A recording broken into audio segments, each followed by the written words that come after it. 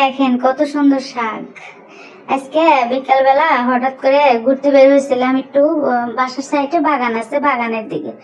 তো বাগানের নিচে নিচু জায়গাগুলো গরু খাওয়ানোর জন্য কারা যেন ঘাস লাগাইছে, ওই ঘাসের ভিতরে এরকম শাক হয়েছে, মানে কচুর শাক, শান্তির শাক সব হয়েছে। 10-12 জন মহিলা দেখি তুলতেছে। আমি একটু কাছে আগায় গেলাম, দেখে শাক দেখে আমি নিজেও তো পাগল, পরে তুললাম।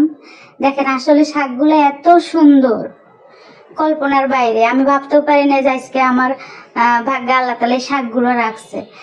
বাজারে কিন্তু কেনা পাওয়া যায়, আবার ভাইবেন না যে সাধারণ শাকের জন্য এরকম করতেছে। আসলে সত্য কথা যে ন্যাচারাল জিনিস নিজের হাতে তুলে নিয়ে এসে রান্না করে খাওয়ার মজাটাই আলাদা, তৃপ্তিটাই আলাদা। বাজারে পাওয়া যায় কিন্তু আমার তৃপ্তি হয় না, মনে হয় যে কোন ময়লা থেকে মানে উঠায় আনছে।